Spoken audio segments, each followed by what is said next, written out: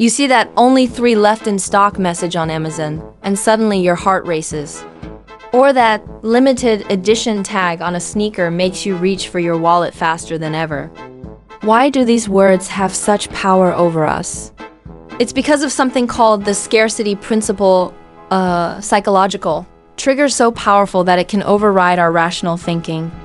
Today, I'm going to expose how retailers exploit this principle to make you buy things you might not even need. And more importantly, how you can break free from its grip.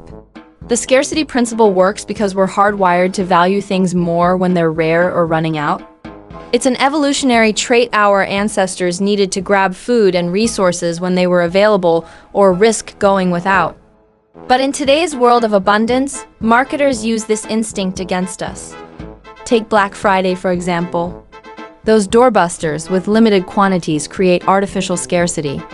People camp out overnight, fight in aisles, all for deals that often aren't even that good.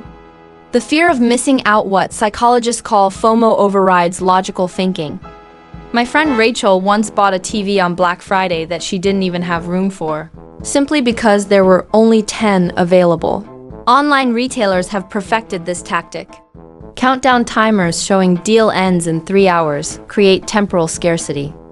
Pop-up saying 47 people are looking at this item right now generate social pressure.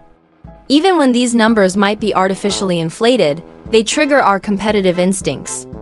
The fashion industry lives and breathes scarcity. Limited edition releases, seasonal collections, and one-time collaborations make ordinary products feel extraordinary. That $300 sneaker isn't just footwear, it's a status symbol, precisely because not everyone can have it. Brands like Supreme have built empires on this principle, releasing small quantities that sell out in minutes and resell for 10 times the price. Even everyday products use scarcity tactics. Ever noticed how seasonal flavors like pumpkin spice create buying frenzies? Or how Disney puts movies back in the vault? These artificial limitations make us value products more simply because we can't always have them. The psychology behind this is fascinating. When something becomes scarce, we experience what's called psychological reactance. We feel our freedom to choose is threatened, so we want it even more. It's like telling a child they can't have a toy suddenly. That's the only toy they want. Luxury brands master this with waitlist and limited productions. The harder something is to get, the more we convince ourselves it must be valuable. A Hermes Birkin bag can cost more than a car, partly because you can't just walk into a store and buy one. The scarcity creates perceived value. Travel websites use similar tricks. Only 2 rooms left at this price creates urgency that pushes us to book immediately. Airlines show 3 seats left at this fare to trigger quick decisions.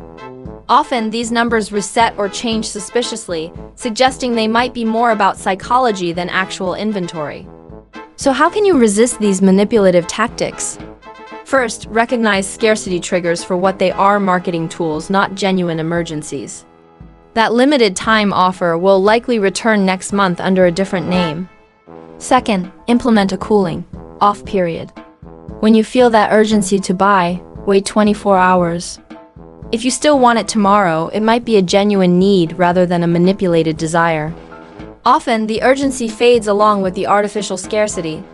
Third, do your research. Compare prices across different platforms and time periods. Many exclusive deals aren't exclusive at all, just marketed differently. Price tracking tools can reveal if that lowest price ever claim is actually true. Fourth, ask yourself, would I want this if it wasn't scarce? Strip away the limited edition labels and countdown timers. If the product itself doesn't excite you, you're falling for the scarcity, not the value. Finally, set boundaries. Decide in advance what you're willing to spend on impulse purchases and stick to it. No limited edition is worth going into debt or compromising your financial goals. Remember, true scarcity is rare in modern consumer markets. Most products will be available again, often at better prices. Don't let artificial urgency push you into decisions you'll regret. The next time you see those limited quantity signs, pause and breathe. Ask yourself if you're buying because you need it or because you're afraid of missing out. By understanding the psychology of scarcity, you can make purchase decisions based on genuine value, not manufactured urgency. Real freedom isn't about having everything that's scarce. It's about choosing what truly matters to you, regardless of how many are left in stock.